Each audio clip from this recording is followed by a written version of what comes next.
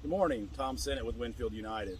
Wanted to take a few minutes today to talk to you about something that's been affecting our corn yields for some time, but this year potentially to be a little bit more impactful. We know that we didn't have the most favorable corn planting conditions this year, which hindered our early root development. And then on top of that, with the commodity prices being nearly double what they were just a couple of years ago, some of the things that we thought were break even or weren't super exciting or something at a $3 corn market is significantly different when corn's $7 or $8. And what that is hidden hunger. We think of plants in this aspect a lot like people. You can't just walk up to a person at Walmart and tell if that person's hungry or not.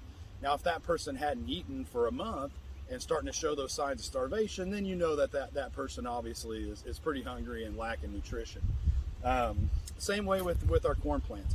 We go out there and we start seeing a little bit of this faint striping. We know that corn has been suffering long enough that it's finally starting to show those visual signs of starvation, and we want to try to stay ahead of that the best that we can.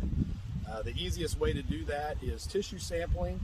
The folks at Superior Ag have done a great job of that, and we've got some pretty intuitive numbers coming out of their tissue sampling.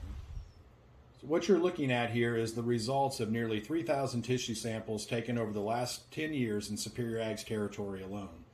This is the percentage of samples that come back deficient or responsive to these nutrients, so hungry or starving for this product. And you can see that there's a lot of hunger, or most of them are about 40% of the time. These plants are looking for more nutrition, but there's two of them that jump out significantly ahead of the rest, and that is zinc and boron over to the right.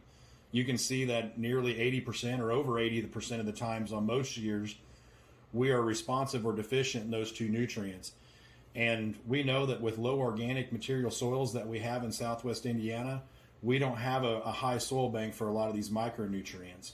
So when we're looking at zinc and we know that product is essential for photosynthesis, and we're deficient in that nearly 80% of the time, that's a really potential issue. And then boron is essential for reproduction, and we're deficient on that over 80% of the time. So there's one product in particular that they use at Superior Ag. It's a Max-N ZMB. That is a zinc, manganese, and boron product that's combined together. So we're kind of checking two of those boxes with that application. And if in instances where we are seeing deficient or responsive tissue sampling, we're averaging about a 7.5 bushel increase by applying that product. Here's the same type chart on over 1,000 soybean tissue samples pulled by Superior Ag. You can see it looks like we do a little bit better job, or soybeans actually do a little better job of scavenging for nutrition. We can see over to the left, the first one that kind of jumps out to you is potassium. It's hard to see on the chart here, but about 50% of the time, our soybeans are looking for more potash. So that's why we always encourage folks to make that potash application before planting soybeans and not just in front of their corn every other year because of the demand that the plant has. In the center, there's a couple that are pretty consistent with sulfur and manganese that we're always looking for more of those as well. But the one that really jumps ahead over to the right is copper. About 80% of the time we're seeing deficient samples in soybeans on copper. We want to make sure to advise folks to be a little bit careful with this micronutrient because it can get a little hot on the plant.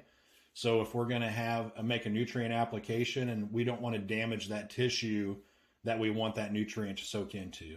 So make sure that you're working with your sales folks at Superior Ag to get the right product at the right rate when making a copper application.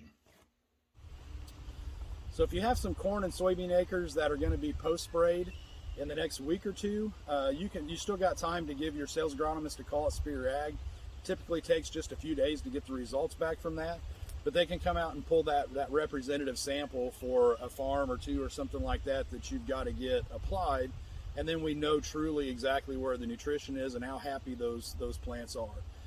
Keep in mind at this size here within the next week or so, this corn is going to start determining how many number of rows around that it's going to produce on that ear. So it's very important that we make that plant as happy as possible whenever it makes that decision. So again, if there's any questions or you'd like to schedule a tissue sample, please give your sales agronomist a call at Superior Ag. Thank you.